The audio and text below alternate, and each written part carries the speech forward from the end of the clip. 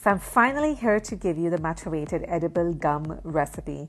And I also call this our winter cookies and milk. It's ultimate tissue building, nourishing, protein building food. I love this as a winter breakfast item.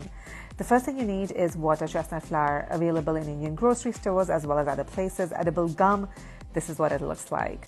You also need a tablespoon or two of crushed jaggery, roasted and crushed almonds as well. That's what that is, and I love the taste of almonds in this. You take your pan, add ghee. We are generous with our ghee because our bodies have gotten really used to ghee.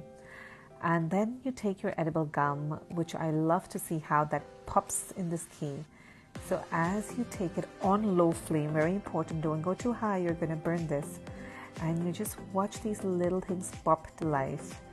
And wait till they turn slightly brown, but not quite. Just give them a few seconds, and now they are ready. Water chestnut flour. The best thing is nothing really needs to cook for long. The almonds are already roasted. You add your jaggery, just mix. The flour doesn't really need any cooking time. As long as it turns slightly brown and the jaggery begins to melt, that's how long you have to wait. You can see that when it begins to melt, it begins to melt. And it is lovely.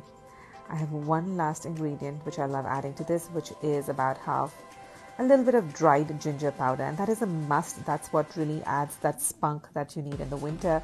And then you have it with a warm cup of milk.